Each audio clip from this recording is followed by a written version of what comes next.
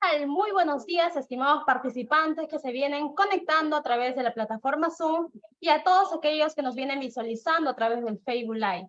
El día de hoy, domingo 3 de septiembre del 2023, vamos a tener una sesión muy importante, ya que el día de hoy vamos a contar con la presencia de el doctor Lucio Ceni Ruelas Escobedo. El doctor Lucio Ceni Ruelas Escobedo actualmente es juez especializado del primer juzgado de familia en la Corte Superior de Justicia de Madre de Dios y actualmente ejerce ese cargo. El día de hoy vamos a tener una sesión más del primer diplomado especializado en Derecho Procesal Civil y Técnicas de Litigación Oral, donde el tema a abordar el día de hoy es los medios de prueba en el Código Procesal Civil. Estimados participantes, les quiero explicar las reglas que se deben seguir antes de iniciar el presente diplomado. Y es que, número 1, les quiero pedir a ustedes que mantengan silencio durante la sesión que se va a realizar el día de hoy, desde inicio hasta que finalice la exposición. Número 2, ustedes pueden realizar sus intervenciones a través de la caja de comentarios que se encuentra en la parte de abajo de la plataforma Zoom, donde ustedes pueden dejar aquellas preguntas, aquellas inquietudes que ustedes tengan en relación a la exposición del doctor, para que el doctor pueda intervenir contestando cada una de sus preguntas. Asimismo, como punto número 3, tenemos que ustedes pueden realizar sus preguntas al finalizar la exposición, encendiendo su micrófono para yo poder concederles el uso de la palabra y hacer sus preguntas y nuestro ponente pueda responder cada una de esas inquietudes. Bien, dicho esto, estimados participantes, ya tenemos en plataforma al doctor Lucio Ceni Ruelas Escobedo, a quien lo quiero saludar y pedirle que por favor encienda su cámara para que ustedes lo puedan conocer. Muy buenos días, doctor Lucio Ceni Ruelas Escobedo. ¿Cómo se encuentra el día de hoy? Muy buenos días a todos. Gracias por la invitación a este gran evento de, más que todo de conocimientos.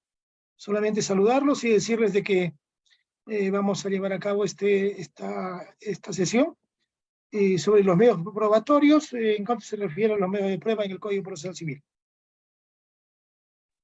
Bien, muchas gracias, doctor Lucio Ceni Ruelas Escobedo. Pero antes de iniciar con la exposición de su persona, doctor, queremos hacer ya la presentación de la hoja de vida de su persona. Bien, estimados participantes, dirigiéndome a ustedes también en presencia del doctor Lucio Ceni Ruelas Escobedo, que ya se encuentra en plataforma, quiero empezar mencionando el grado académico del doctor y toda la trayectoria que él ha tenido a lo largo de su experiencia como magistrado de la Corte Superior de Justicia de Madre de Dios. Bien, quiero empezar con lo siguiente. El doctor Lucio Ceni Ruelas Escobedo es actualmente juez especializado del primer juzgado de familia de Tambopata de la Corte Superior de Justicia de Madre de Dios. También es abogado colegiado en el Colegio de Abogados de Arequipa. Tiene estudios universitarios en la Universidad Nacional de San Agustín, Arequipa. Tiene maestría en Derecho Empresarial por la Universidad de San Agustín de Arequipa. Tiene estudios culminados en doctorado por la Universidad Andina Néstor Cáceres Velázquez. Ha sido integrante de la comisión para elaborar la Constitución Política de 1993 en la Universidad de Lima. Ha sido también integrante de comisiones para la elaboración del Código Procesal Civil en la Pontificia Universidad Católica del Perú. Y ha enseñado también cursos especializados de violencia de género y acción jurisdiccional desde el derecho de familia en la Pontificia Universidad Católica del Perú. Bien, estimados participantes, dicho esto, doy por iniciada la presente sesión a cargo del doctor Lucio Ceni Ruelas Escobedo con la sesión número 9, que es los medios de prueba en el Código Procesal Civil.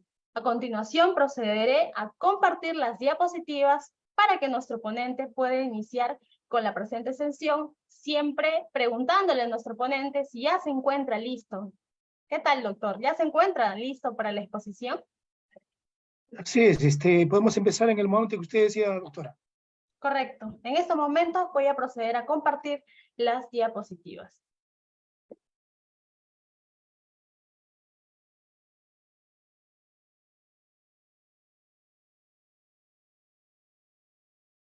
Adelante, doctor Lucio. Muy bien, estimados colegas, amigos, estudiantes y todos aquellos que están inscritos en este gran evento. Este diplomado es un diplomado que evidentemente lo que trae es a que todos aprendamos algo de lo que es nuestra norma jurídica, en este caso, del Código Procesal Civil. El Código Procesal Civil, haciendo un recuento en cuanto se refiere al ámbito general, antes estaba constituido por 5 partes, 5 etapas, en otras palabras. Esas etapas estaban señaladas de la siguiente manera. En primer lugar, estaba la etapa postulatoria. La etapa postulatoria es aquella en la cual se postula un proceso con los requisitos establecidos en el 424 y 425 del Código Procesal Civil y teniendo en cuenta el artículo 30 también del mismo código. Tenemos de que el Código Procesal Civil fue señalado que en esta primera etapa postulatoria era, en cuanto al Código de Procedimientos Civiles de 1952, era un código que, si bien es cierto, no era tan expeditivo, pero también es cierto de que había un razonamiento más lógico jurídico de los magistrados y de los abogados en cuanto se refiere a la imaginación jurídica para dar solución a los conflictos de intereses intersubjetivos que había en esos momentos. Debemos de señalar que en esa etapa postulatoria es la demanda con los requisitos que antes hemos indicado.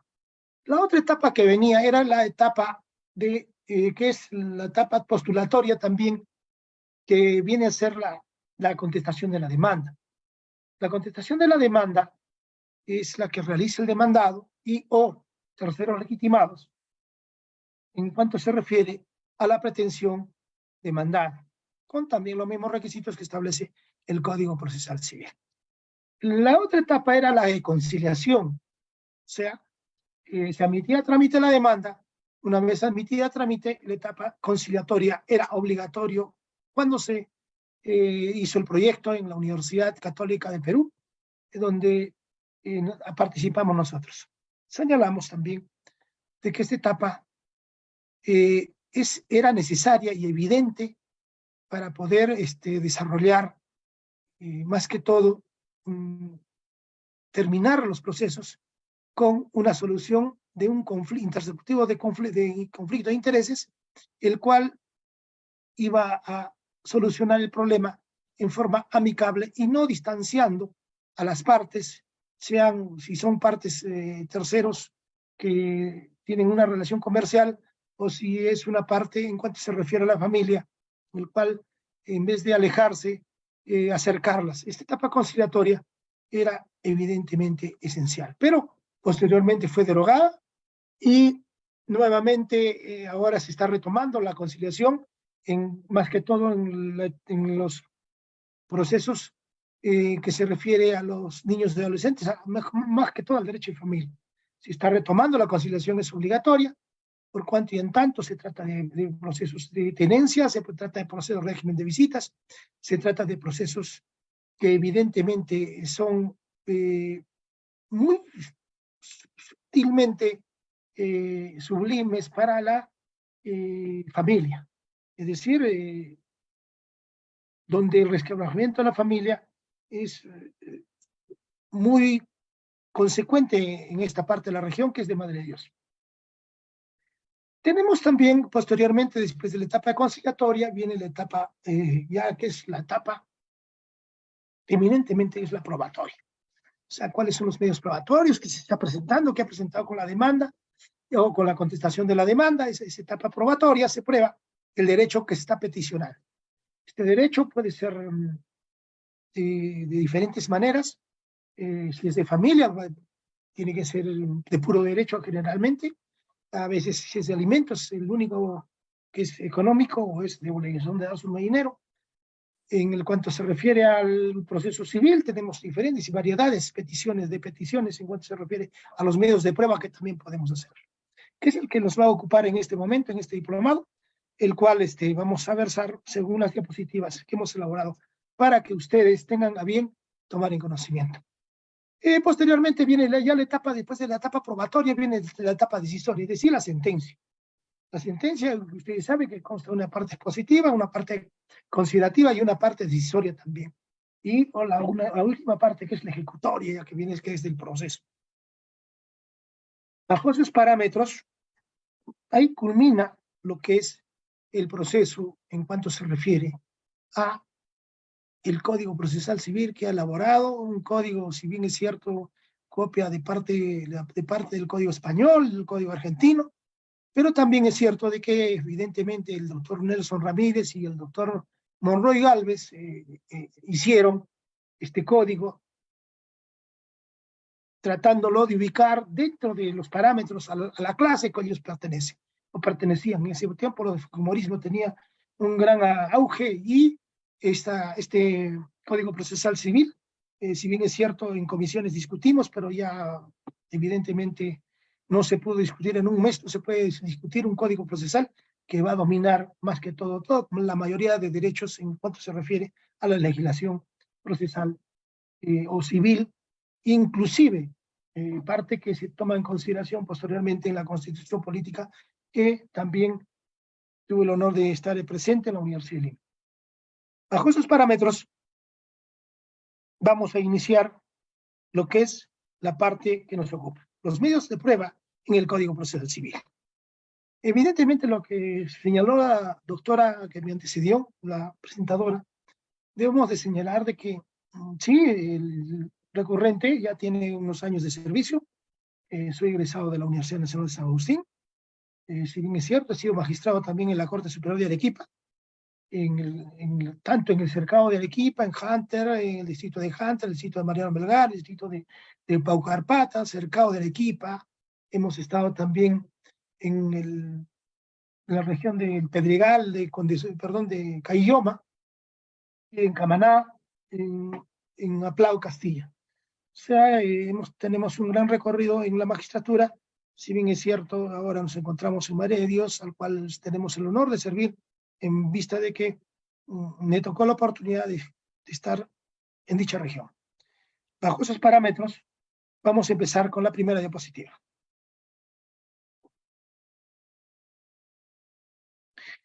Tenemos que los videos probatorios, como anteriormente señalé, tienen la finalidad de acreditar los hechos expuestos por las partes, producir certeza en el juez respecto a los puntos controvertidos y fundamentar sus decisiones. Eso es según el artículo 188 del Código Procesal Civil. ¿Qué quiere decir esto? De que cada parte, una vez ofrecida la prueba en la parte postulatoria, se va a pasar a la parte que es la parte donde es lo que es la etapa probatoria, donde se va a desarrollar sus medios probatorios.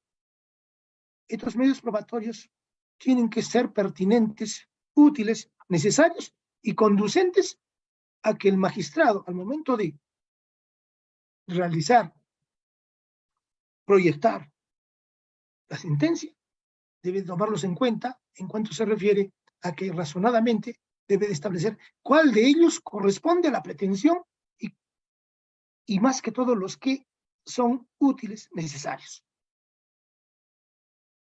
Respecto a la carga de la prueba, el artículo 196 señala, del Código Procesal Civil, estamos hablando, señala que salvo disposición legal diferente, la carga a probar corresponde a quien afirma los hechos que configuran su pretensión o a quien los contradice alegando hechos nuevos. Esta carga de la prueba corresponde a quien señala, a quien lo peticiona en la etapa postulatoria. Es decir, el demandante tendrá que probar lo que él señala en su demanda, lo que dice en sus fundamentos. Si dice que tiene que probar de que la construcción de una pared está mal, él tiene que probar con los medios probatorios idóneos de que esa construcción estaba mal y no ha cumplido el contrato del contratista. Bajo esos parámetros, entonces, ¿quién tiene que probar? El que ha ofrecido ese medio probatorio. En la contraparte, el demandado tendrá que decir, no señor, si estaba bien construido, le puse buenos fierros, buen cemento y además se encuentra bien. ¿Qué tiene que probar? También tiene que probar. ¿Con qué medios probatorios? Ahí el dilema. Para eso están las pericias. Entonces, cuando se trata de... Las pericias no son para todos los procedimientos, no son para todos los procesos, no son para todas las pretensiones. Los medios probatorios tienen que saberse ubicar, tienen que ser, como dije anteriormente, tienen que ser pertinentes y útiles. La valoración de la prueba. El artículo 197 del Código Procesal Civil señala que todos los medios probatorios son valorados por el juez en forma conjunta, utilizando su apreciación razonada. Sin embargo, en resolución solo serán expresadas las valoraciones esenciales y determinantes que sustentan su decisión. Como lo dije anteriormente, vamos a tomar en cuenta las pruebas o los medios probatorios, aquellos que razonadamente concreten en un punto esencial, que tienen que ser útiles, pertinentes y necesarios. ¿Por qué útiles? Porque tiene que ser, la prueba tiene que ser útil para poder nosotros darle un fundamento a la pretensión. Mejor dicho, a la sustentación de la decisión. Y pertinente, ¿por qué? Porque es evidente de que tiene que ser pertinente. No podemos nosotros ofrecer un medio probatorio que vamos a probar de repente otra pretensión, ¿no? Que no es la que estamos nosotros señalando en cuanto se refiere a nuestra demanda. El Código Procesal Civil señala en doctrina que la valoración razonada o libre valoración o sana crítica, el sistema de la sana crítica es un proceso racional en el que el juez debe de utilizar a fondo su capacidad de análisis lógico para llegar a un juicio o conclusión, producto de las pruebas actuadas en el proceso. Significa la libertad arreglada del juez a través de los cauces de racionalidad que tiene que justificarla utilizando métodos analíticos, estudiar la prueba individualmente y después la relaciona en su conjunto. Y cuando hablamos de razonada, la valoración razonada, es de que tenemos que utilizar el raciocinio lo más conducente, lo más cercano a la realidad. Mi posición, la posición mía, en cuanto se refiere, cuando ejerzo la magistratura, al desarrollar el proceso en sí, tenemos una frase ya clásica en la cual ya la hemos hecho conocer en varias ponencias y en varios, inclusive los trabajadores del Poder Judicial de Madre de Dios y de Arequipa también. Nosotros tratamos de que el procedimiento, es un conjunto de documentos los cuales están relacionados, numerados, foliados y que comprenden la demanda, la contestación de la demanda y asimismo comprenden también los medios probatorios, sus anexos, sus notificaciones y posteriormente su sentencia. Pero en realidad, ¿qué es lo que debe de buscar el magistrado? El magistrado debe buscar la verdad real, lo que ha sucedido fuera de los ámbitos jurisdiccionales, y tratar de acercarlo a ese expediente. Tratar de acercar a ese expediente en el cual deben estar concretamente señalados que esa verdad real, lo que ha sucedido fuera del ámbito del despacho judicial, sea también lo más cercano a lo que se dice en el expediente para poder resolver y acercar esa verdad real a la verdad judicial. Y eso se llega a una conclusión de que tratar de acercar la justicia hacia el pueblo, hacia la verdad. Esa ha sido nuestra posición y va a ser nuestra posición hasta que cambiemos se puede cambiar también de posición porque el derecho no es estático. Vamos a la otra diapositiva. Otros aspectos importantes en cuanto a la prueba, la ineficacia de la prueba. El artículo 199 del Código Procesal Civil establece que carece de eficacia probatoria la prueba obtenida por simulación, dolo, intimidación, violencia o soborno. ¿Esto qué quiere decir? De que hay partes procesales que utilizan argucias para poder satisfacer hechos no concretos. Es decir, que no han sucedido la verdad afuera de, de la sociedad. O sea, no es verdad, pero quieren hacerlo verdad en el proceso. O sea, obtener una verdad judicial para satisfacer sus, más que todo sus pretensiones, pero unas pretensiones que son irreales, no ajustes a la verdad. Entonces, un medio probatorio que carece de eficacia probatoria por simulación o por dolo, o intimidación o violencia o soborno, no tiene eficacia probatoria. Así se encuentra en el expediente, pero para ello tiene que, en la parte que corresponde, poder realizar los actos procesales para poder tacharlos, declararlos nulo, conforme lo establece el Código Procesal Civil en las etapas que correspondan. Vamos a la improbanza de la pretensión. El artículo 200 del Código Procesal señala: si la parte no acredita con medios probatorios los hechos que ha afirmado en su demanda o reconvención, estos no tendrán por verdaderas su demanda será declarada infundada. Es lógico, ¿no? Si yo demando una pretensión de cobro de soles y no pruebo de que el demandado me debe, y no estoy probando otra cosa, con puro dicho, sin ningún medio probatorio idóneo, pertinente y útil, es lógico que no se va a poder declararle fundada su demanda, sino tendrá que ser declarada infundada. Asimismo, debemos de señalar que el defecto de forma de la prueba. El artículo 201 señala que el defecto de forma en el ofrecimiento o actuación de un medio probatorio no invalida si cumple su finalidad. Es decir, que puede ser que un defecto, que una prueba tenga algún defecto, de repente alguna palabra, que si bien es cierto, vamos a decir que diga 46 y le pone 40 más 6. Es un defecto de forma, porque debió de señalarse 46, pero no lo hizo así. Y así sucesivamente hay palabras, letras que se obvian inclusive el defecto de forma es de que a veces lo hacemos en un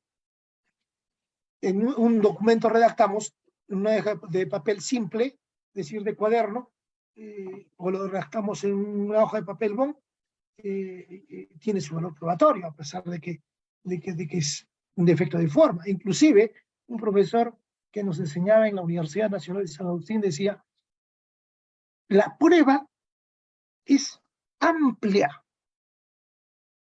y el defecto de prueba, en cuanto se refiere a la elaboración de un documento, eso no anula por defecto a la prueba, sino por el contrario, si cumple su finalidad, sí tiene valor probatorio. Si usted hace una compraventa, decía el profesor, en una hoja de papel higiénico, y ahí acreditaba de que hay una venta de un predio o de un inmueble o de un mueble, ese documento tiene valor probatorio, a no ser que sea deteriorado. Ahora es otra cosa que el juez, el valor probatorio que le tiene que dar, pero que si es un valor, es un medio probatorio, es un medio probatorio. En consecuencia, las formas de los medios probatorios solamente cuando son exclusivas, cuando el código expresamente lo señala que tiene que ser ab solemnitate, tiene que ser por escritura pública. Y ad probationem puede ser cualquier medio probatorio.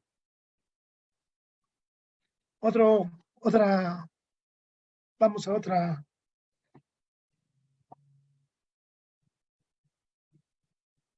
¿Cuándo se ofrecen los medios probatorios?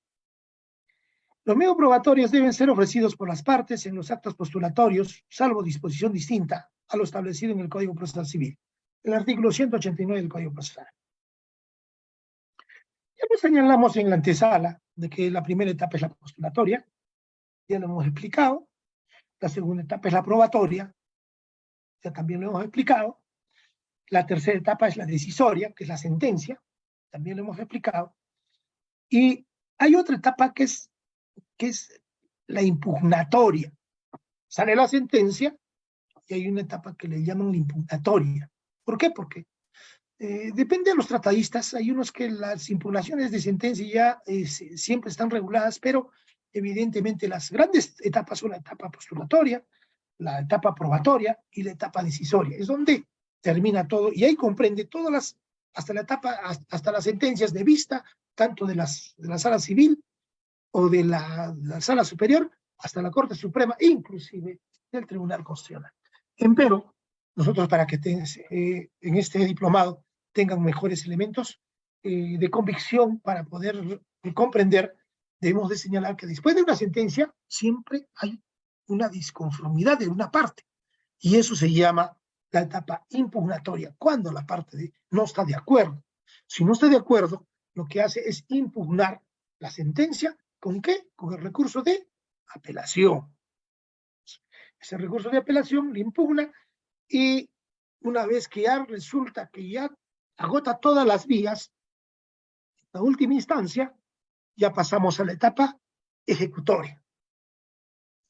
Esta etapa ejecutoria, que también ya lo señalamos, es aquella en la cual ya se empieza a ejecutar lo que ha ordenado en sentencia. Si la sentencia dice entréguese el predio en 5 días, entonces el juez lo requiere a la parte para que en 5 días proceda a entregar el bien. De no hacerlo, va a ser bajo procedimiento de ejecución forzada. Ejecución forzada es de que se va a ir con la fuerza pública, se va a señalar un día y hora y va a hacer el desalojo o la restitución posesoria según la pretensión que se tenga. Muy bien, vamos a la otra, la pertinencia e improcedencia de los medios probatorios. Ya dijimos más antes de que la pertinencia e improcedencia de los medios probatorios deben de referirse a los hechos y a la costumbre cuando esta sustenta su pretensión. Los que no tengan esa finalidad serán declarados improcedentes por el juez. Eso lo establece el artículo 190 del Código Procesal Civil. Son también improcedentes los medios probatorios de prueba que tiendan a establecer: 1. Hechos no controvertidos, imposibles o que sean notorios de pública evidencia. 2. Los hechos afirmados por una de las partes y admitidos por la otra en la contestación de la demanda, de la reconvención o de la audiencia de fijación de puntos controvertidos. 3. Sin embargo, el juez puede ordenar la actuación de medios probatorios cuando se trate de derechos indisponibles o presuma dolo o fraudes procesales. Los hechos que la ley presume sin admitir prueba en contrario. El derecho nacional debe ser aplicado de oficio por los jueces. En el caso del derecho extranjero, la parte que invoque debe de realizar actos destinados a acreditar la existencia de una norma extranjera y su sentido. Bajo esas premisas, creo que está claro la pertinencia y la improcedencia de los medios probatorios que están en el artículo 190 del Código Procesal Civil. Pasamos al otro cuadro. La declaración de improcedencia la hará el juez en la audiencia de fijación de puntos controvertidos. Esta decisión es apelable sin efecto suspensivo. El medio de prueba será actuado por el juez si el superior la revoca su resolución antes que se expida la sentencia. En este caso, en caso contrario, el superior actuará antes de sentenciar. Es decir, de que en la fijación de los puntos controvertidos, nosotros tenemos que señalar el medio probatorio tiene que ser actuado por el juez. Pero hay medios probatorios, quiero explicar esta partecita porque algo que no se entiende es de que a veces cuando se admiten los medios probatorios, la parte no está de acuerdo y dice: señor, apelo esa resolución. Entonces, apelación es un auto. Entonces, con un auto sube a la sala superior, dentro de su tiempo necesario, antes de que sea lograda la sentencia, regresa con resolución de vista y señala de que ese medio probatorio que no admitió el juez debe ser admitido. Entonces, ¿qué es lo que corresponde? Lo que corresponde es actuar ese medio probatorio, sacar una resolución directa referente a la resolución de vista del juez y señalar de que se tiene por admitido dicho medio probatorio conforme lo tiene ordenado la sala superior. Bajo esos parámetros se actúan también en esos medios probatorios, es decir, que tienen que ser actuados en la audiencia. Creo que eso ha quedado claro. Pasemos al otro. La idoneidad de los medios probatorios. La idoneidad de los medios probatorios, en este de los medios de prueba, todos los medios de prueba, así como sus sucedáneos, aunque no estén tipificados en el código, son idóneos para lograr la finalidad prevista en el artículo 188. Los sucedáneos de los medios probatorios complementan la obtención de la finalidad de estos. Así lo establece el artículo 191 del Código Procesal Civil. Queremos nosotros señalar aquí en esta parte que la idoneidad de los medios probatorios, todos los medios probatorios, como anteriormente señalé, tienen valor probatorio en cuanto se refiere a que sean tomados en cuenta por el magistrado. Hay medios probatorios atípicos que no están tipificados. Cuando hablamos de atípicos, no están tipificados en el código. Quiere decir que son todos los medios probatorios en su extensidad. Pero ahora están apareciendo nuevos medios probatorios, pero que en realidad son documentos. Al final. Por ejemplo, estuve en unas clases que nos dieron en Lima referente a los drones. La filmación que hacen los drones, y ahora que están siendo utilizados en la guerra con Rusia y con Ucrania, se está viendo de que evidentemente los drones son parte que atraen información y ejecutan también en cuanto se refiere lanzar en este caso cohetes o estalazas hacia el enemigo. Entonces esos drones también pueden ser utilizados para los medios probatorios. Los medios probatorios pueden ser utilizados en diferentes lugares, en ciudad, en el campo, por ejemplo, si yo quiero probar de que he fumigado 100 hectáreas de maíz, o vamos a suponer ahí en la selva de plátano, y que el contratante dice, no señor, usted ha fumigado más que esta parte, más que 5 o 50 hectáreas, cuando yo le he pagado por 100 hectáreas. Entonces él puede utilizar este medio probatorio del dron, en el cual ha filmado de que ha fumigado toda el área que le ha indicado el contratante.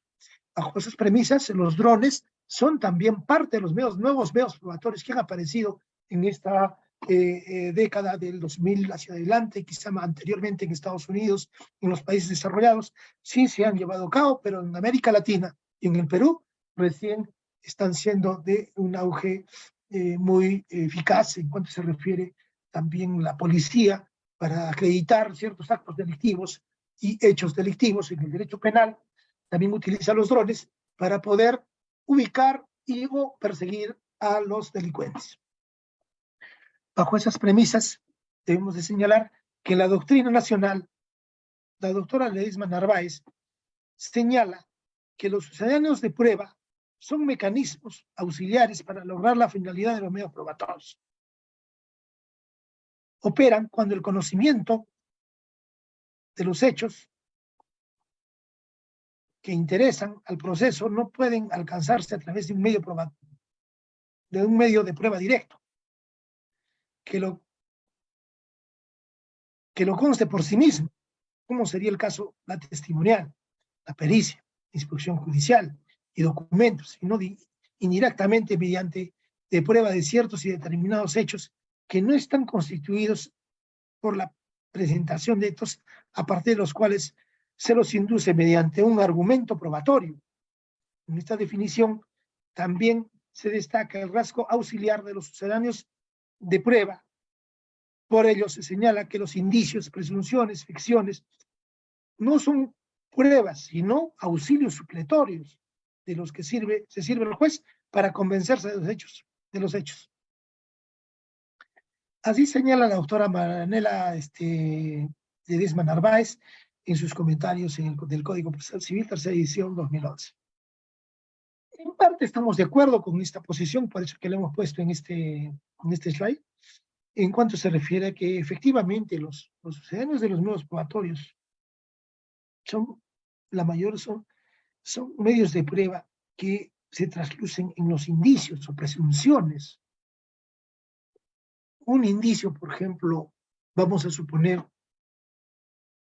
se nos viene al caso, un indicio de que una cola escocesa se encuentre en Madre de Dios y que ha sido llevada por la parte demandante y que se encuentra en Madre de Dios, es porque si lo ha realizado ese acto, porque se encuentra en ese lugar. Entonces, ese medio probatorio o ese indicio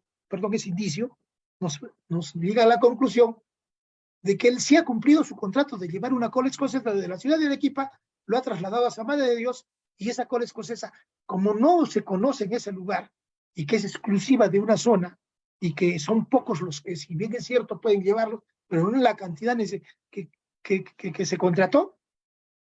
Entonces, con ese indicio, si están las 10 cajas de colas escocesas ahí, y él lo ha trasladado, y él señala que lo ha trasladado ahí, es prueba válida. O sea, tiene que tomarse en cuenta, porque eso sería un indicio que se convierte de un indicio, un medio probatorio relativo, que tiene cierta no eficacia total, pero ya cuando se comprueba el hecho que se encuentra en dicha ciudad, ese bien, evidentemente, se convierte en medio probatorio, en un indicio absoluto. ¿Y cuándo es absoluto? Cuando tiene el mismo valor que cualquier medio, con una testimonial, tiene un valor que cualquier medio probatorio, porque se ha convertido en absoluto. El medio probatorio, que es un indicio relativo, se convierte en absoluto cuando se comprueba que se encuentra en el lugar. Bajo esos parámetros, no sé si llegue entendido, pero posteriormente podemos aclarar cuando realicen las preguntas. Vamos al otro cuadro. Entonces, estamos hablando de que la finalidad de los sucedáneos son auxilios establecidos por la ley o asumidos por el juez para lograr la finalidad de los medios probatorios, corroborando, complementando, sustituyendo el valor o el alcance de estos. El artículo 275 del Código Procesal Civil. Lo que les expliqué anteriormente, acá lo estamos ya dando como una corroboración.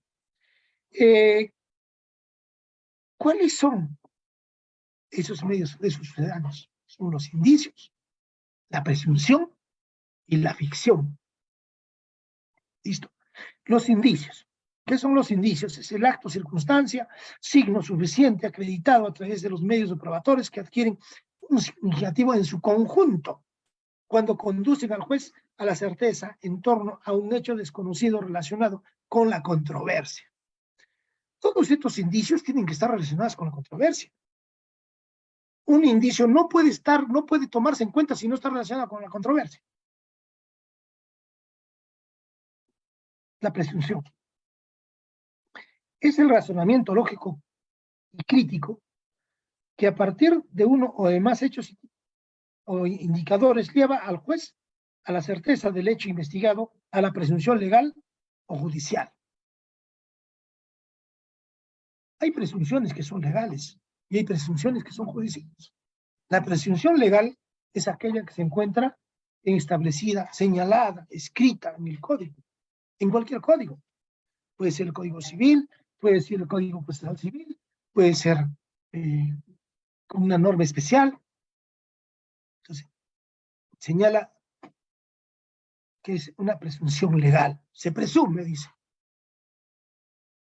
Si la ley dice se presume que es verdad, que hay una presunción.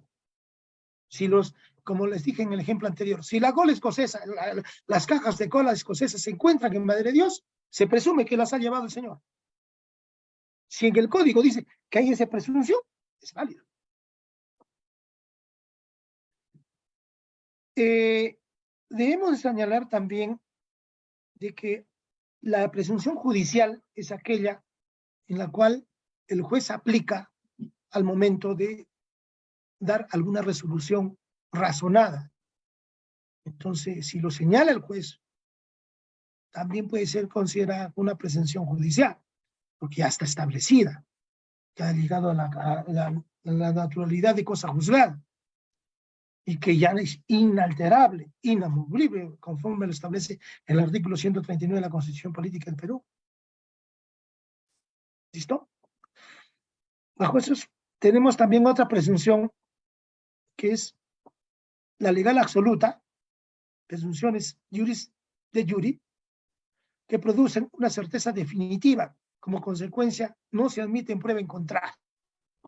Cuando hay una presunción absoluta, es absoluto. Absoluto quiere decir que no se puede admitir prueba en contrario ya. No puede decir que es el lapicero o vamos al ejemplo de la gaseosa, que esa gaseosa no está en Madre de Dios.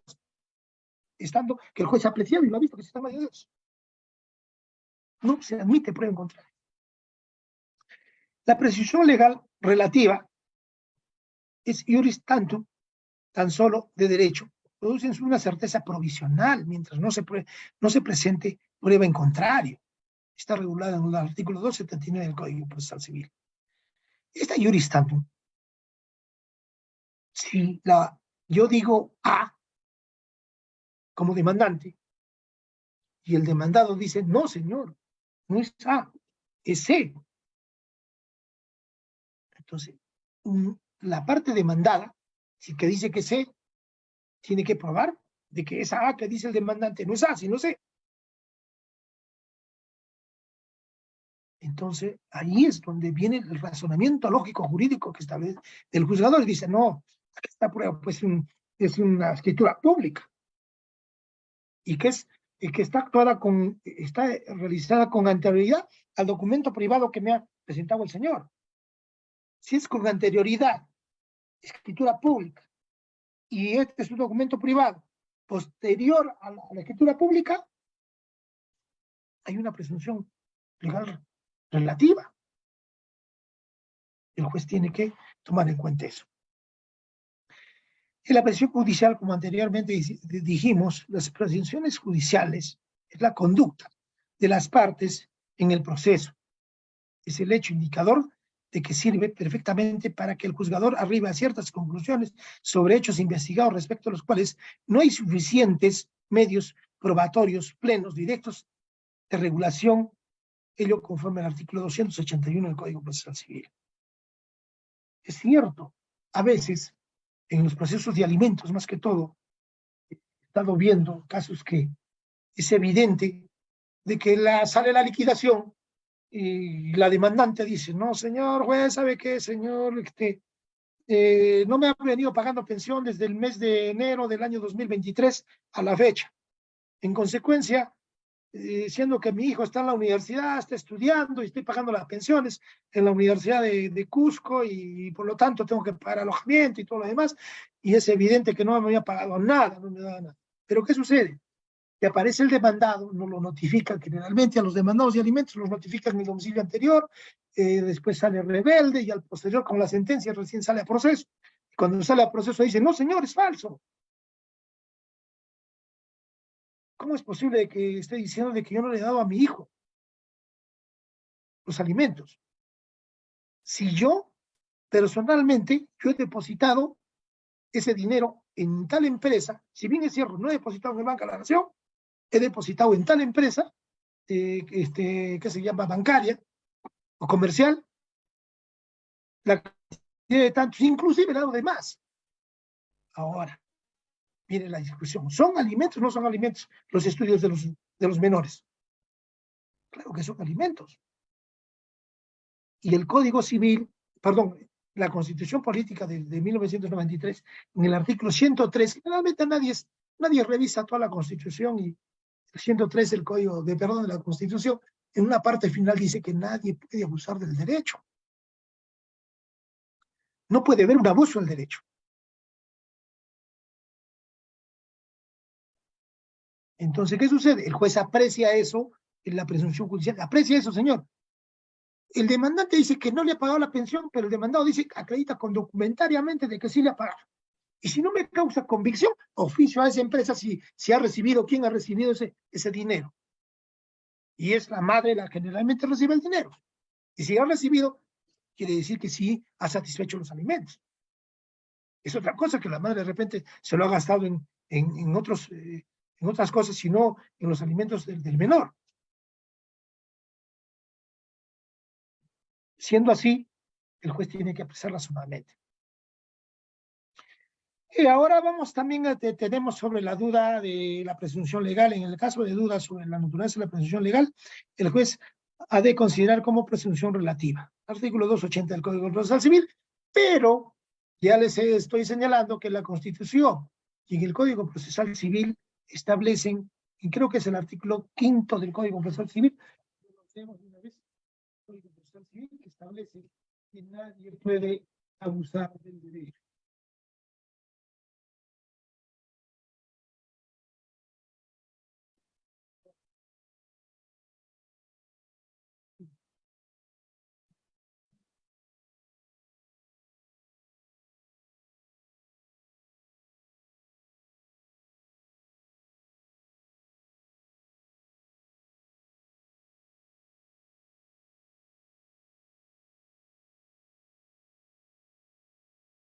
En este caso, estamos en el principio, el artículo 7º del Código Procesal Civil señala que el juez tiene que aplicar el derecho que corresponda también en el caso de los medios probatorios en los que nos ocurre.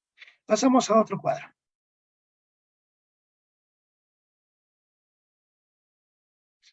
La presunción y conducta procesal de las partes.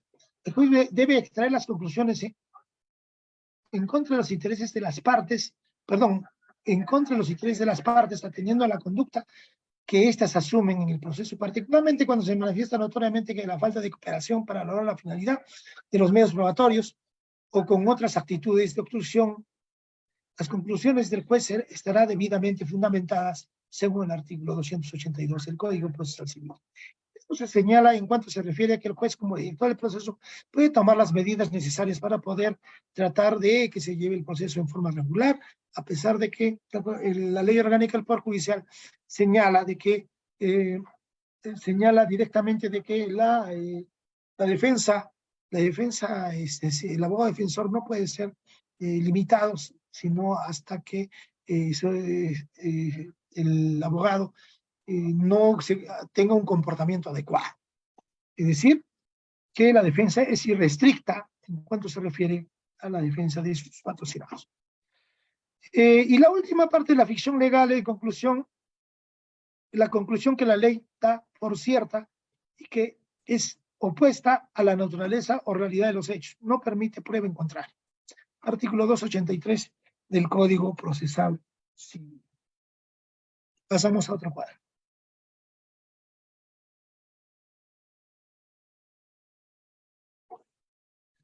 Los medios probatorios típicos y atípicos.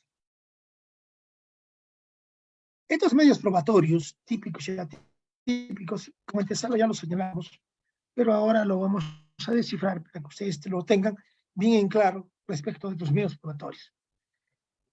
Los medios probatorios típicos son la declaración de parte, implica la posibilidad de someterse a una contraparte interrogatoria, preguntas referidas a hechos propios del declarante o terceros con tal de que los mismos le consten.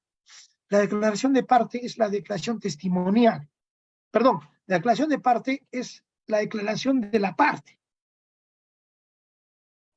Es decir, puede ser la parte demandante, la parte demandada, cualquiera de las partes. ¿Listo? La declaración testimonial o de testigos consiste en la declaración de terceros, quienes les consten los hechos sobre los cuales se le examina. Esa declaración de terceros ajenos a la relación sustancial en el proceso se les hace por medio de preguntas contenidas en el interrogatorio formulado por la parte que ofrece el testigo. Creo que está claro lo que señalamos ahí, pero debemos de tener en consideración ahora con el nuevo proceso oral, que ahora ya las declaraciones ya no se presentan sobres, sino son directas, las pruebas son directas, el juez declara, pregunta el fiscal, pregunta el demandante, pregunta el demandado, así se actúan los medios probatorios en cuanto se refiere a la declaración de parte. Y lo que tiene que señalarse solamente es nombre, dirección, ocupación y sobre qué va a declarar. El otro medio probatorio tío son los documentos. El documento es un requisito o soporte que contiene la precisión material mediante signos, símbolos, figuras, dibujos de alguna idea o pensamiento. Bien claro que son documentales, son fotografías, son documentos, son filmaciones, son una amplia gama de medios probatorios. Dibujos. ¿Por qué dibujos? De repente alguien dice, no, ¿qué figuras, dibujos, símbolos? ¿Qué es lo que pretende el legislador en el momento de que se puso en cuenta ello? Es de que estas figuras, dibujos y símbolos, signos, a veces tienen valor probatorio. Están inscritos en Indecopi y también en el registro público, en cuanto se refiere a que está inscrito registralmente sus derechos. Y esos derechos inscritos evidentemente tienen un valor económico. Y esos símbolos a veces son utilizados por terceros y ahí vienen las demandas de pretensión. No, señora, usted está utilizando. Nadie puede utilizar algún símbolo, un dibujo, una figura que esté inscrita en registros públicos como propio. Vamos a suponer de Leche Gloria. Si a alguien se le ocurre poner la vaquita con su rosa o clavel al fondo, igual que Leche Gloria, está usurpando ese símbolo o ese dibujo, esa figura. Consecuencia, nadie puede hacer eso. Es por eso que esos son medios probatorios que tienen que ser tomados en cuenta. Documentalmente también les dije de que podría ser también un documento, una filmación hecha por un dron, que es lo que está utilizando ahora. Cuarto, vamos a la pericia. Es el dictamen pericial por regla general, contiene la opinión técnica referida a determinado asunto. De lo que ello deriva que habrá que tantos especialistas como tantas ramas científicas y actividades y prácticas que existan. La pericia es el apoyo, es los órganos de auxilio judicial, y el juez debe tenerlos en cuenta de todas maneras cuando es compleja. Vamos a suponer una liquidación de alimentos, es casi sencillo, ¿no? Pero hay liquidaciones de empresas, de grandes empresas transnacionales, hay liquidaciones que son por ejemplo, de las mineras, grandes empresas que tienen que utilizarse profesionales en cuanto se refiere a una pericia contable, imaginémonos, o una pericia de campo que sea de oro. Tenemos que contratar un ingeniero de minas o un ingeniero, otro ingeniero en el cual pueda él darnos un informe especial y específico, con conclusiones específicas para poder determinar. No se olviden que el juez es perito de peritos. Si el perito me dice A, no es que yo tenga que decirle A. Si yo veo que el perito está mal con su pericia, me presenta una pericia totalmente que no tiene congruencia entre la explicación y la conclusión, y que esa pericia no reviste una información adecuada para solucionar mi conflicto de intereses, no lo puedo tomar en cuenta. En el peor de los casos, si me presentan esa pericia, lo voy a tener que nuevamente decirle, ¿sabe qué? Rehaga su pericia. O nombrar otro perito, pues si ya no puede hacerlo ese perito.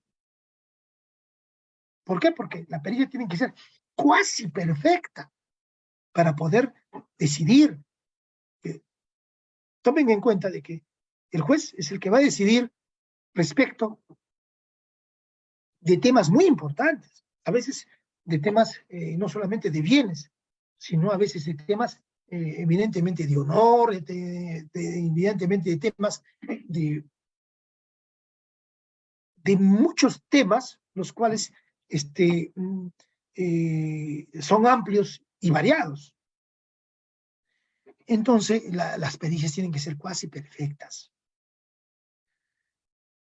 Vamos con la inspección judicial. La inspección judicial, en esta prueba, el juez examina directamente las cosas o la persona, o a las personas para apreciar circunstancias o hechos captables directa y objetivamente. Este examen puede realizarse en el propio local del tribunal, es decir, en el juzgado. Si las cosas o las personas o objetos se encuentran de este examen directo, pueden ser también llevadas en la vista del juzgador, pero también puede suceder que los juzgadores tengan que salir de los locales del tribunal e ir a lugares donde dichas cosas deban de ser examinadas. Se tiene claro, ¿no? La inspección judicial, hay procesos, más que todo de conocimiento, que debe de hacerse una inspección. Me dice, señor, ha construido una casa, un segundo piso en mi casa, y yo soy dueño de la primera casa, yo le alquilé la segunda planta, y este señor al fondo ha construido 2 cuartos sin mi consentimiento. Por ello que solicito uno que se me pague por daños y perjuicios, o no sé, por inejecución de obligación o ejecución no debida, la suma de tantos. Entonces el juez tiene que ir a inspeccionar y tiene que nombrar un perito para saber cuánto es el valor de esa construcción y si ha construido o no. Entonces, es por eso que la inspección judicial es necesaria. A veces se lleva fuera del juzgado. Y generalmente, cuando se habla en predios agrícolas, agrarios, en predios urbanos, en predios, en instalaciones mineras, en instalaciones de madereras, en instalaciones en cualquier ámbito, se tiene que hacer las inspecciones judiciales. El juez no puede delegar esta función. He visto que un magistrado, anteriormente que se encontraba de magistrado en el Poder Judicial en Madre de Dios, delegó a los peritos para que hagan una inspección. Un predio ahí, un predio, donde yo me encontraba de juez en el juzgado civil permanente de Tambopata. No, señor, no se puede delegar. Es indelegable la inspección judicial. El juez tiene que ordenar que asista el perito. El perito puede ir con él, sí, pero el juez no puede dejar de decir, no, señor, que hay COVID, o no, señor, que me encuentro mal, o que si es con COVID, lo suspendo, porque estamos en época de COVID. Yo también en COVID sí he hecho inspecciones, pero iba debidamente protegidos, con su mascarilla, con su alcohol, con sus botas. Entonces, ¿qué sucede? El juez tiene que ir. No porque tengo miedo al COVID, no voy a ir, no quiero ir, no va el juez. No es así. El juez tiene que asistir a la inspección judicial, sí o sí. Otro cuadro.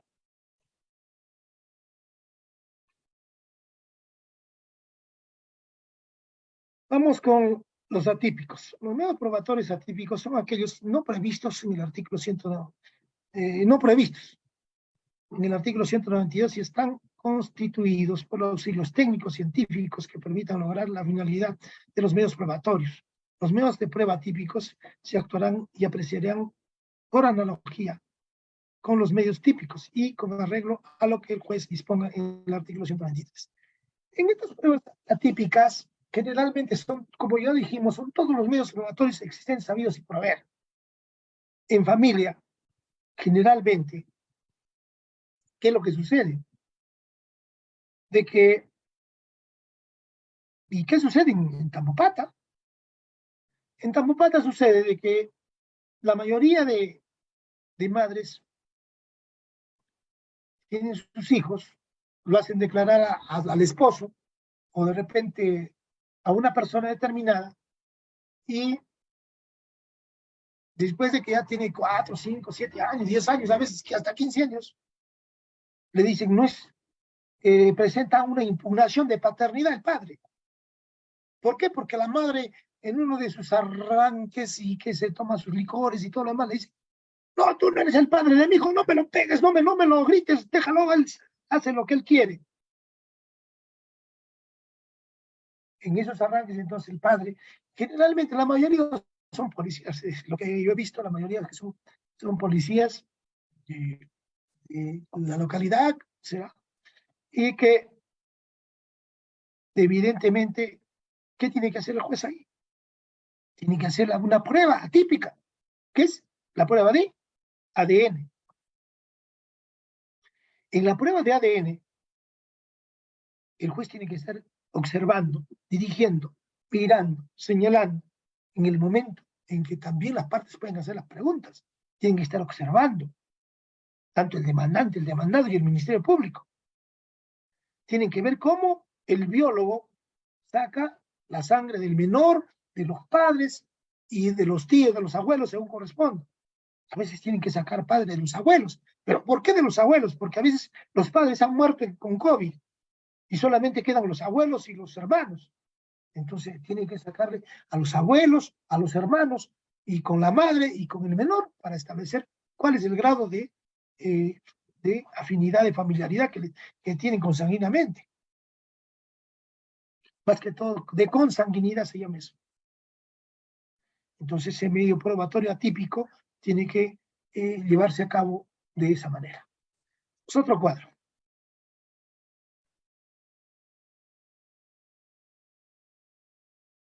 Las cuestiones probatorias. Y las cuestiones probatorias son instrumentos procesales dirigidos a poner en tela de juicio un medio de prueba con la finalidad de que el juez declare su invalidez o tenga presente su ineficacia probatoria.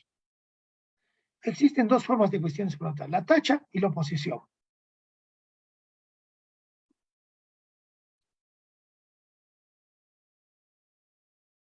Me hace una pregunta, Roger, si en realidad deben de las inspecciones, no sé si podrá, por audio me puede hacer la pregunta para poderle contestar.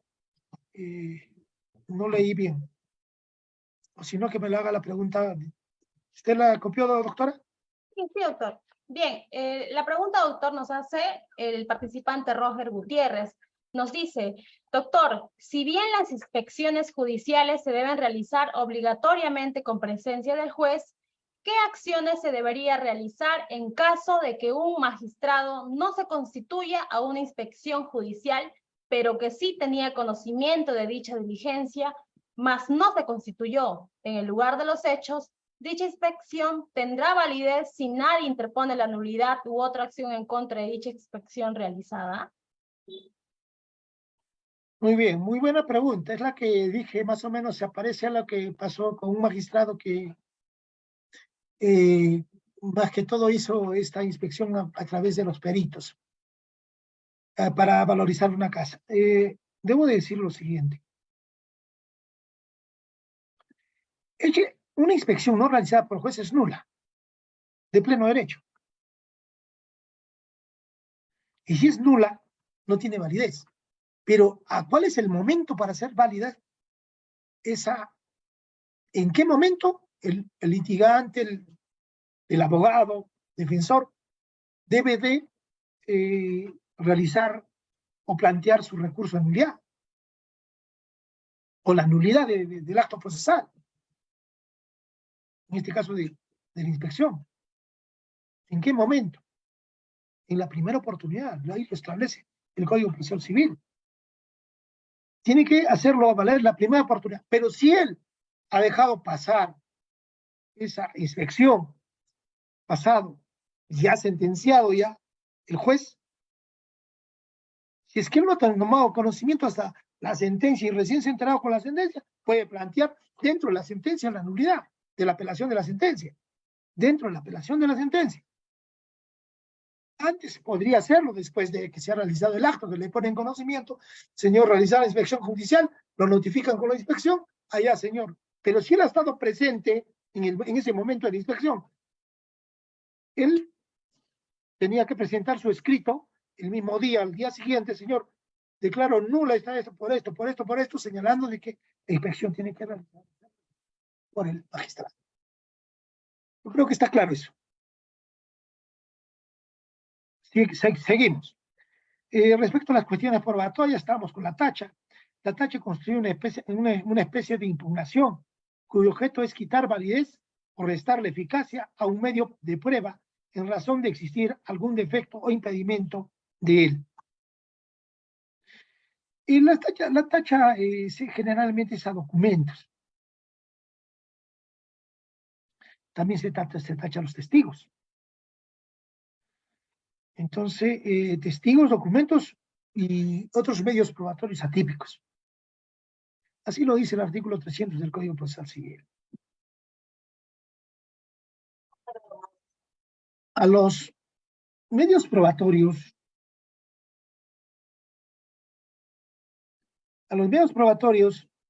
en este caso los testigos, hemos de señalar lo siguiente.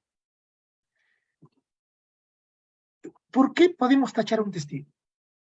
¿Cuáles son qué debería ser un abogado, un estudiante de derecho? ¿Qué tiene que saber para tachar a un testigo? A un testigo se tiene que tachar por lo siguiente. Se me viene el caso. Es primo hermano lo tacho al testigo porque es primo hermano del demandante, en segundo grado de consanguinidad. O es hijo del demandante. Entonces, están impedidos los testigos de declarar. Entonces lo tacha y tiene que declararse fundada la tacha y tener por no efectivizarse esa declaración testimonial. Documentos. Los documentos. ¿En qué momento se tachan los documentos? Según el artículo 300. ¿Qué hago para tachar un documento? Un documento se tacha con otro documento, con cualquier documento, típico o atípico, para contrarrestar el valor de ese. Puede ser de que ese documento presentado por el demandante sea falso, que no esté condicionado con la realidad, con lo sucedido en la realidad. Él está diciendo de que él es dueño de esa propiedad y lo vende el predio como si fuera suyo. No, señor, le dice, este señor ya me lo vendió anteriormente y ya no es el dueño soy yo. Entonces, se puede tachar documentos de esa manera o plantear por vía de acción, porque la vía de acción es la más idónea, de plantear la nulidad de ese documento. Un documento que se pueda tachar, por ejemplo, una constatación policial de que yo me encuentro viviendo en determinada calle, lugar, y estoy en tal mes, tal día, tal mes, tal mes, tal día de tal año. Pero ¿qué sucede? Ese ambiente que dice estaba alquilada a una empresa X y tenía un contrato y viene funcionando esa empresa en ese lugar, estaba alquilando. Entonces tú lo tachas con ese contrato que tienes, agarro, lo tacho, señor, de falso, ese documento, ¿por cuánto? Ese ambiente, ese lugar, esa casa, esa oficina, se encontraba alquilada a la empresa fulano de tal, es así que adjunto el contrato debidamente legalizado. Miren, acá está, y ese documento privado que me está presentando es falso.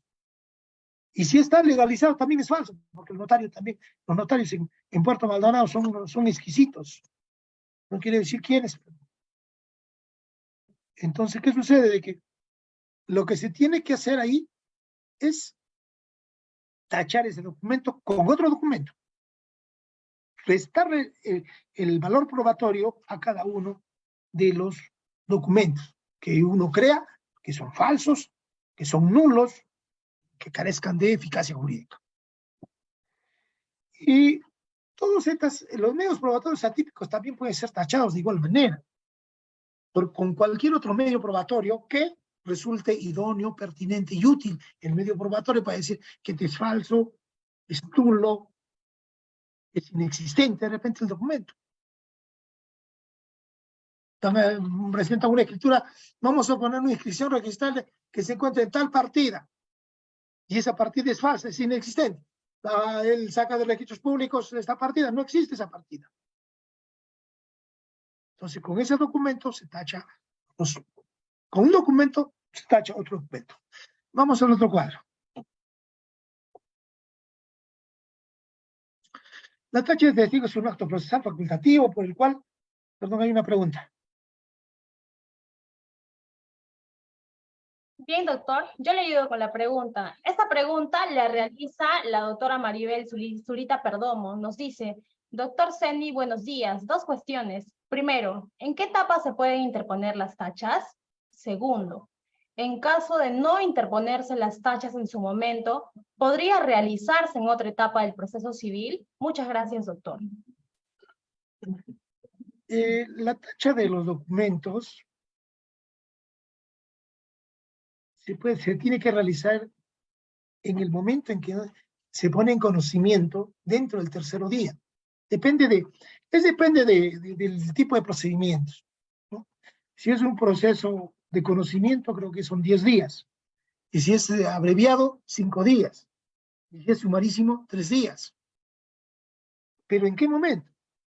Contesta la demanda o me presentan la demanda. Vamos con la demanda. Presentan la demanda y ahí aparece un documento que lo quiero tachar. Pero no es cuando lo presenta, sino cuando me corren el traslado de la misión de trámite de la demanda. Me corren el traslado con la demanda y el auto que admite a trámite la demanda. Entonces yo tomo conocimiento. A partir de esa fecha, si es de trámite, si es sumarísimo el proceso, 3 días. Si es abreviado, 5 días. Y si es de conocimiento, 10 días para tachar documentos. En consecuencia, esas son las oportunidades en las cuales uno tiene. Pero si se me pasa, dice la doctora, se me pasó el tiempo, ¿ahora qué hago? Dios mío, se acabó el mundo. No se acabó el mundo.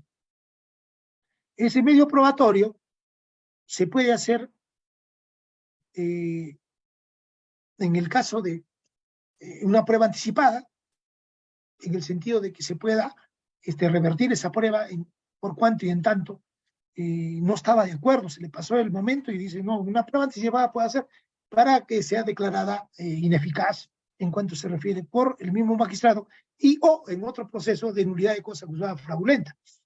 Ahí es ahí donde tiene, que es el canon para establecer de que si hay un medio probatorio que ha sido presentado, que es nulo, en colusión con el demandante, con el juez, y hay una colusión que es diferente, muy difícil que sea el juez, porque los jueces generalmente, los abogados dicen, no, señor juez, el juez ha participado, no, el juez no participa en nada, el juez solamente recibe documentos en la postulación y los admite a trámite, no los admite. Son los abogados los que tienen que tachar, plantear los medios de defensa de fondo y en forma. No es el juez. El juez califica, valora. El juez no presenta medios probatorios. Hay medios probatorios de oficio, pero generalmente se hacen en los procesos de alimentos, en los procesos de tenencia, en los procesos de reconocimiento de unión de hecho, porque a veces los abogados no presentan debidamente sus demandas. En Puerto Maldonado, casi el 100% de uniones de hecho, hemos tenido que ofrecer medios probatorios de oficio, que son las declaraciones de parte. Esas declaraciones de parte tienen que ir sí o sí del padre, del presunto conviviente con el demandante, el hijo, si es que hay hijos. Si es un régimen de visitas o de repente una impugnación de paternidad, también tiene que haber esas declaraciones, varias declaraciones. Entonces, el juez no solamente presenta en cuestiones de familia. Rara vez cuando ya en lo civil se presenta también de oficio, conforme al artículo 194 del Código Procesal Civil, que más adelante creo que lo vamos a ver. También presentamos medios probatorios de oficio, pero es muy difícil porque a veces uno ofrece medios probatorios para poder satisfacer la verdad real, que siempre he dicho, hacia la verdad judicial, y los abogados, no, dicen, ya se ha parcializado, no sé qué, mira, que acá, que está en mi contra, y consecuentemente no es un juez imparcial y todo lo demás. Y eso ya deviene en,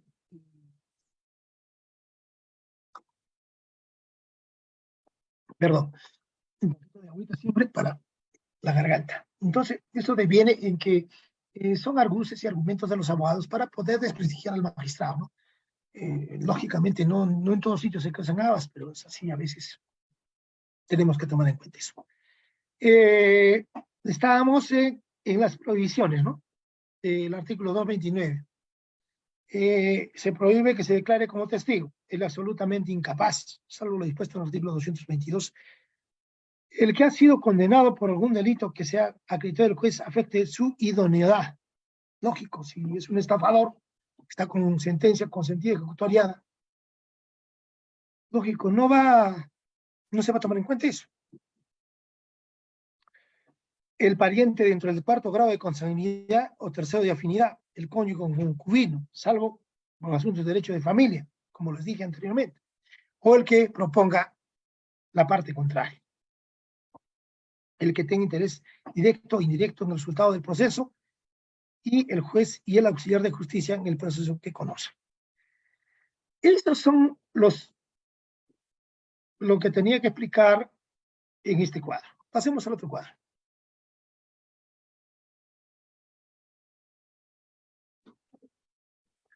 La tacha de documentos es el acto procesal potestativo por el cual las partes, alegando la nulidad o falsedad de la prueba documental, cuestionan su validez o eficacia a fin de que sea excluida en su actuación o valoración probatoria. La tacha de un documento declarada fundada al haberse acreditado su falsedad trae como consecuencia la carencia de eficacia probatoria conforme al artículo 242 del Código Procesal Civil. El artículo 242 del Código Procesal Civil, si se declara fundada la tacha de un documento por haberse probado su falsedad, no tendrá eficacia probatoria. Así lo señalan. Si en el proceso penal se establece la falsedad de un documento, este carece de eficacia probatoria en cualquier proceso civil.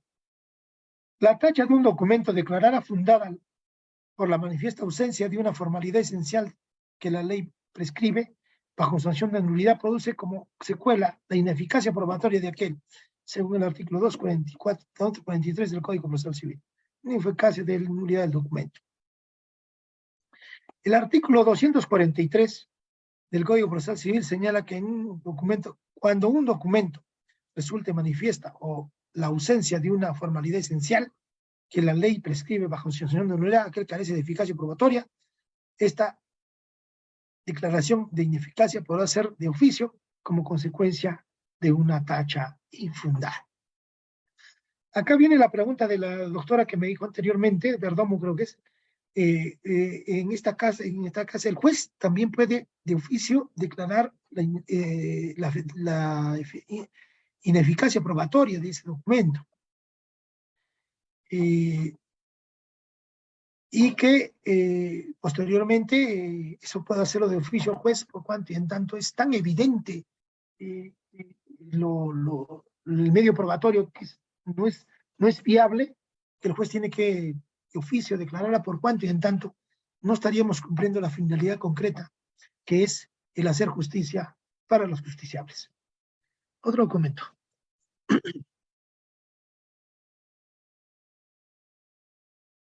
Otro cuadro.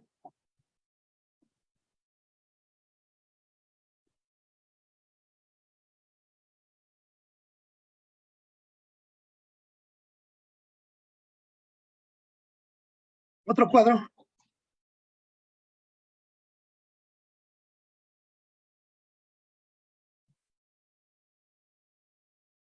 Doctora, a la tramitación.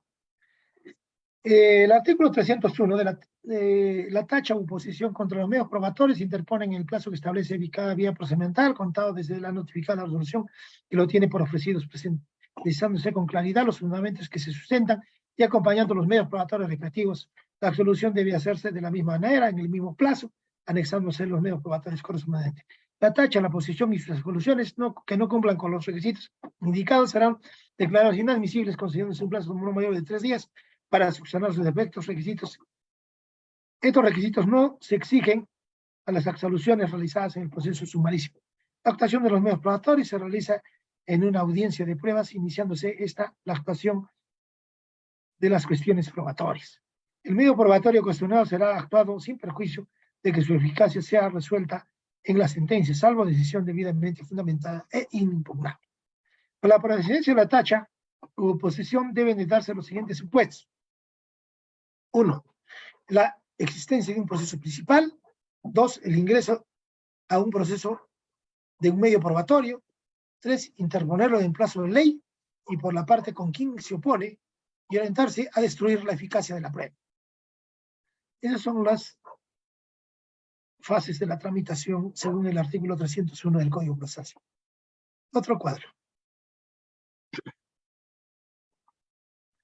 Acá tenemos las tachas, los plazos que me señalaron anteriormente. Las tachas de conocimiento 5 días, abreviado 3 días, sumarísimo dentro del plazo de contestación de la demanda. Acá tenemos que aclarar lo que dijimos anteriormente. 3 días dijimos en el sumarísimo dentro del plazo de contestación de la demanda, porque como es una audiencia única, tiene que realizarse dentro de esa audiencia las tachas. ¿Listo? Es aclarando el tema anterior. Las oposiciones 5 días también en conocimiento, 3 días en abreviado y en el sumarísimo de igual manera. Tiene que ser dentro del plazo de contestación de la demanda porque es un proceso único de actuación inmediata, sumarísimo. Las resoluciones de igual manera, 5 días en conocimiento, 3 días en abreviado y en el sumarísimo en la audiencia. ¿Listo? La resolución tiene que hacerse en audiencia.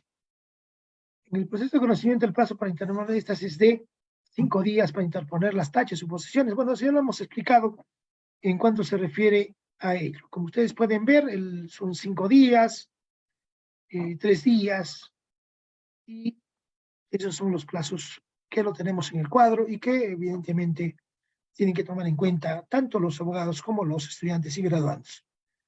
Pasamos al otro cuadro.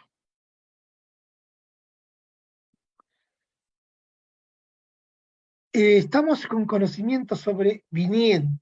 El artículo 312 seccionalmente, cuando se tiene conocimiento de la causal de la tacha u oposición con posterioridad al plazo para interponerla, se informará al juez por escrito acompañando el documento que lo sustente. El juez, sin otro trámite que el de conocimiento a la otra parte, apreciará el hecho al momento de sentenciar. ¿Listo? Este es un conocimiento de un documento sobreviniente. Generalmente esto es cuando ya se han pasado los plazos de las tachas y interponen o presentan documentos sobrevinientes, es decir, los medios probatorios extemporáneos generalmente. Presentan un medio probatorio extemporáneo. ¿Qué sucede? Ya se pasó el plazo de las tachas, pero este documento también puede ser objeto de cuestionamiento. Entonces el juez tiene que apreciar debidamente dicho medio probatorio y es posible, tendrá que valorar de acuerdo a lo señalado también por la contraparte. En el contradictorio, lógicamente que tiene que ver el contradictorio. La multa. El artículo 304, al litigante que maliciosamente formule tacha o oposición se le interpondrá una multa no menor de 3 ni mayor de 10 unidades de referencia por sin perjuicio de que las costas y costos de su tramitación. Está claro hasta ahí. Vamos al otro.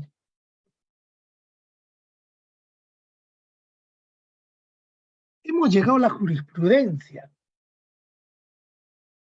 Y esa es la parte en la cual yo quisiera tener énfasis en ello. La jurisprudencia en cuanto a medios probatorios son eminentemente casi escasas, pero tenemos que el Tribunal Constitucional en sentencia número 818/2021 con PAT ha establecido parámetros para poder valorar los medios probatorios. Los medios probatorios, según esta jurisprudencia del Tribunal Constitucional, que es en la sentencia número 688/2021 del expediente 818-2021 PATC, donde estaba de ponente Ferrero Costa, y en el cual señala lo siguiente: ¿cuáles son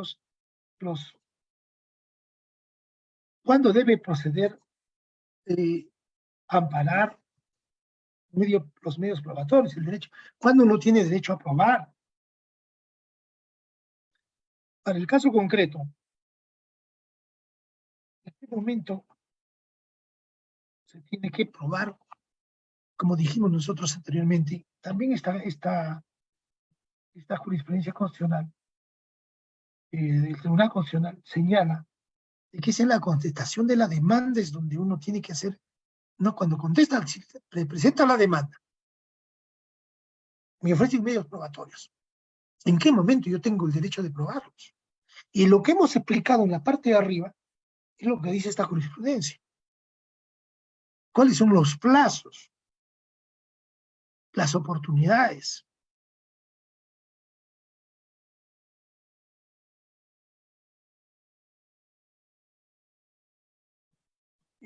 No se observan las diapositivas porque las estamos señalando para que tomen nota los estudiantes y las personas que están en el diplomado, en vista de que yo me encuentro de vacaciones en la ciudad de Arequipa y que evidentemente tuve que viajar fuera de la ciudad y ya estoy de retorno mañana a Puerto Maldonado.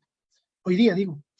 Entonces, las jurisprudencias que las he juntado, las he juntado el día de hoy, pero las estoy señalando que es la jurisprudencia número del Tribunal Constitucional, tomar nota, es el pleno de la sentencia 688-2021, sentencia del Tribunal Constitucional. Fue declarada infundada una acción de amparo referente a lo señalado por nosotros en esta ponencia. En esta ponencia hemos señalado en qué momento se tienen que interponer los medios probatorios, o se tienen que presentar los medios probatorios, perdón, con la demanda, hemos dicho con la contestación de la demanda. Hemos señalado también de los medios probatorios, se tienen que señalar también conforme al artículo 26 del Código Procesal Civil, su oportunidad es en los actos postulatorios, salvo de disposiciones diferentes. También se tiene que, dicha sentencia señala de que sobre la aplicación de los plazos procesales, el artículo 146 del Código Procesal Civil establece que los plazos previstos en este código son perentorios, no pueden ser prorrogados. Es decir, el juez no puede prorrogar estos plazos. Ni las partes pueden solicitarlo. Lo pueden solicitar, pero tiene que ser denegado.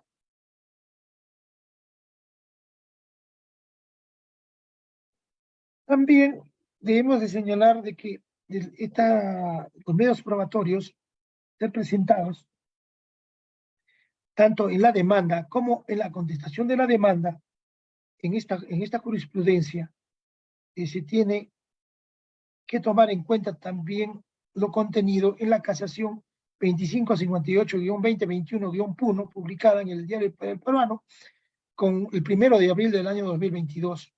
La mencionada casación referida señala lo siguiente, eso es por la demandada. La ley no impone normas generales para acreditar algunos hechos y determina abstractamente el valor de las pruebas, sino que deja al juzgador con la libertad para admitir toda prueba que estime útil al esclarecimiento de la verdad y que debe de apreciarla conforme a las reglas de la lógica y de la experiencia común. Se trata de un convencimiento lógico y motivado basado en elementos probatorios objetivos. Sin embargo, esta casación también señala lo siguiente, que es el juzgador a quien se le deja la libertad para que pueda admitir toda prueba que ayude a resolver la controversia, siempre y cuando no se contravenga las normas procesales de obligatorio cumplimiento, ni la etapa de la cual deben de ofrecerse dichos medios probatorios. Es decir, lo que se tiene es de que hay libertad para nosotros presentar los medios probatorios que creamos necesarios. Pero no se trata de que se va a presentar los medios probatorios como, sí, en la ponencia del doctor Sani Ruelas ha dicho de que sí, podemos presentar los medios probatorios que nosotros queramos y si podemos presentar los mil lo presentamos. No es así. No debe ser así, mejor dicho. Porque tenemos que utilizar ciertos parámetros, porque si no quedamos mal con nuestros clientes. No nos gustaría que el magistrado le diga al doctor, improcedente por impertinente este medio probatorio.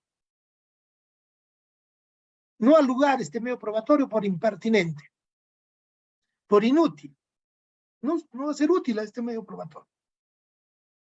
El abogado tiene que presentar sus medios probatorios, como ya dijimos, que tienen que acreditar su pretensión, pero para esta pretensión tienen que ser pertinente, útil, necesaria, para que ese medio probatorio conduzca al magistrado a que lo tome en cuenta en la sentencia, a su favor. Si yo estoy acreditando, vamos, mi pretensión es una obligación de dar sumas de dinero de 50.000 soles, y yo presento un medio probatorio que es un reconocimiento de una venta de un carro, es pertinente. Y de otras personas, y todavía de terceras personas, es pertinente, es útil, es necesario, no es. Entonces, no, si bien es cierto, hay libertad de poder ofrecer los medios probatorios, presentarlos en la demanda, en la contestación de la demanda, también es cierto de que se tiene que tomar en cuenta lo que hemos señalado en esta ponencia y lo que dice el Código Procesal Civil.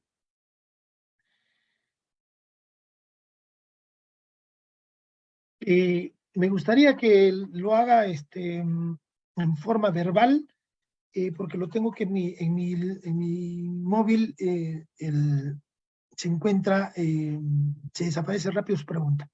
Doctora. Claro, doctor. Tenemos una pregunta a cargo del doctor Luis Villafuerte. Nos dice, doctor, cuando el juez ofrece pruebas de oficio dentro de un proceso, ¿estaría vulnerándose el principio de imparcialidad? En el plano en el que podría presumirse que se estaría favoreciendo a una de las partes, ¿se estaría vulnerando el principio de imparcialidad? Me gustaría saber su opinión, doctor. Muchas gracias.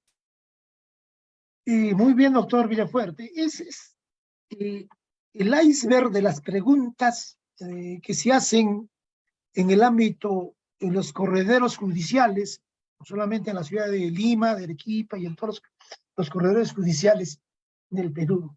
Este punto generalmente no se ha tratado. Los medios probatorios de oficio generalmente se han hecho y se han realizado en cuanto se refiere en el Código de 1852, en el derecho de familia, cuando el juez de menores tenía que aplicar a la parte más débil, es decir, a la madre gestante, en los procesos de alimentos, en los reconocimientos de unión de hecho y en actos de familia, el derecho de familia. En el Código Procesal Civil, en el artículo 194 del Código, cuando establece que el juez, ante la insuficiencia probatoria, en el artículo 194 señala de que el juez puede ofrecer de oficio, es cuando en realidad no es que quiera favorecer a una parte, sino lo que se trata del proceso, que el proceso tenga una finalidad concreta, que es la verdad. Se trata de buscar la verdad. Los abogados, yo siempre les he dicho cuando asisten a las audiencias, que ellos son parte del triángulo procesal. Juez, abogados y litigantes. O en otras palabras, juez, demandante y demandado. En ese triángulo procesal, los abogados son los artífices para poder llevar a cabo una justicia que se acerque a la verdad. Es la justicia y la verdad la que prima sobre cualquier opinión que se pueda versar respecto de un favoritismo o de una parcialidad manifiesta. Entonces, el Código Procesal Civil, en el título preliminar, se aprecia que habla de la socialización del proceso. La socialización del proceso, Código procesal civil es eso, de que el juez, de acuerdo al proceso, puede, tiene la oportunidad de coayudar con la verdad, no para favorecer a alguna de las partes. A veces, en realidad, a veces se perjudica una de las partes. Con ese medio probatorio de oficio, sí se perjudica una de las partes, porque dice, señor, el juez no es parte en el proceso para que pueda ofrecer medios probatorios. Y es evidente de que quien aduce o señala ello son dos cosas. O sus medios probatorios que ha presentado no son tan contundentes para derribar o para dejar sin efecto o para desnaturalizar el medio probatorio de la otra parte, o el temor es de que sus medios probatorios han sido modificados, han sido adulterados.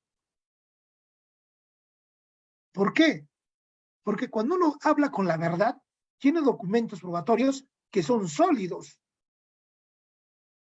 Y esos documentos sólidos van a dar a una convicción a que el juez determine, ya no determine, mejor dicho, medios probatorios de oficio, sino por el contrario, está claro, está tan clara la posición de las partes y medios probatorios que ya no es necesario, sino que emitir la resolución que corresponda. Pero cuando hay ambivalencia, donde dice A dice que es así, B dice que es así, y al final los medios probatorios no causan una convicción certera en el magistrado para decir, ¿sabe qué? Este proceso sí, no va a llegar a una certeza directa con la justicia y la verdad. Entonces tengo que decir, vamos a actuar este medio probatorio. Y si ese medio probatorio puede ser que le afecte al demandante o al demandado. ¿Pero por qué le afecta? Porque sus medios probatorios no tienen la solidez o consistencia del caso. Porque si la tuvieran, no era necesario que se pida esa prueba de oficio. Bien, doctor, muchas gracias por la respuesta. Tenemos otro interrogante a cargo de la doctora Ana Ollarse. Nos dice, doctor, buenos días. En caso de familia, después de la contestación de la demanda, se han dado nuevos hechos respecto a un menor en un caso concreto de tenencia y por ende se han obtenido nuevas pruebas. ¿Cómo procede la postulación de estos nuevos hechos y pruebas? ¿Y cuál debe ser el actuar del juez si a la fecha aún no se ha llevado a cabo la audiencia única, teniendo en cuenta que los plazos son perentorios? Muy bien, como su apreciación lo dice, no son nuevos medios probatorios, han sucedido nuevos hechos, esos hechos han generado un medio probatorio según una constatación policial, una constatación judicial de un juez de paz. Esos documentos son presentados ante el mismo proceso y lo que solicita que sea ofrecimiento de medios probatorios, porque esos medios probatorios son posteriores a la interposición de la demanda. Entonces ahí la parte puede presentar esos medios probatorios, porque a veces en el proceso de tenencia el menor a veces lo tiene la madre y posteriormente siempre lo visita sábados y domingos, lo tiene el padre y después ya no lo entrega y se lo llevan a otro departamento, otro lugar y ya no lo quieren entregar a la madre. Entonces es ahí donde suceden los hechos nuevos. Esos hechos nuevos tienen que presentarlos y también pueden presentar una medida cautelar de no innovar. Esa medida cautelar de no innovar sería pues de innovar, no de no innovar, de innovar en el proceso de familia a fin de que se repongan los hechos al estado en que se encontraban hasta antes de la interposición de la demanda. En consecuencia, se tiene que, con esa medida cautelar, se puede pedir que retorne hasta que, en forma preliminar, o sea, en forma no definitiva, sino en una forma provisional, que el menor siga con la madre, pero siempre en cuando la madre o el afectado tenga una buena conducta. No vamos a dar de repente que el padre no lo quiere entregar o la madre no lo quiere entregar porque se emborracha, se va a las discotecas, está en todas las polladas y la abandona al niño, está ahí muriéndose de hambre o está por los suelos caminando, o está yéndose a los parques sin control. Entonces, ¿qué sucede? Todos esos hechos van a determinar cuál es la posición que va a tener el magistrado al momento de resolver una medida cautelar. Pero sí son hechos, son medio probatorios temporales que deben ser admitidos. Otra pregunta, por favor. Bien, estimados participantes, los quiero invitar a realizar sus preguntas a través de la caja de comentarios para yo poder leer estos, o en su defecto puedan encender sus micrófonos para poder realizar las preguntas correspondientes al doctor Lucio Ceni Rolas Escobedo.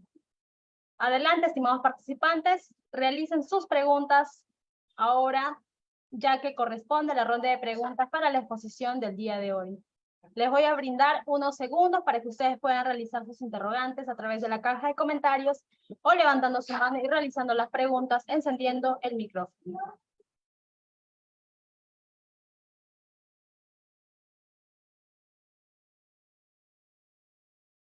Bien, doctor, tenemos una pregunta que nos hace la doctora Ollarse. Nos dice, gracias, doctor.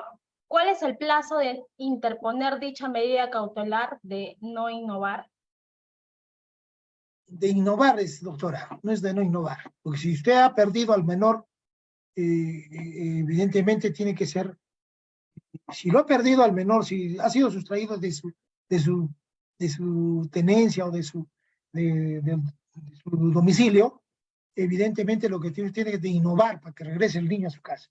Pero si usted lo tiene porque el padre o la madre se encuentra en malos pasos o haciendo actos que riñen contra la moral, las buenas costumbres, y al menor lo está victimizando, entonces tendría que ser una medida cautelar de no innovar.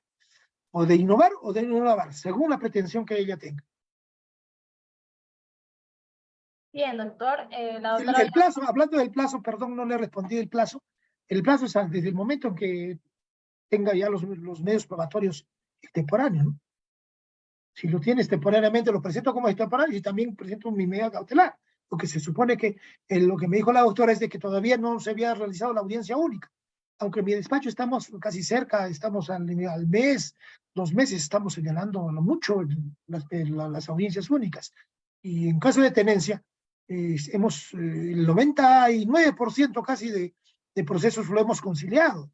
Solamente hubo un abogado en el cual, en vez de apoyar a la justicia, las partes estaban de acuerdo, ya se estaba llevando a cabo la tenencia, o sea, la conciliación de tenencia con régimen de visitas, y al último dijo, no estoy de acuerdo. Entonces, la única que se cayó, pero de algo de 50 procesos de tenencia que hemos tenido a partir de que soy magistrado en el Poder Judicial en familia, hemos conciliado esas partes, y gracias a Dios y a los abogados que son parte del triángulo de justicia, o sea, de la relación jurídica procesal, digo, ¿no?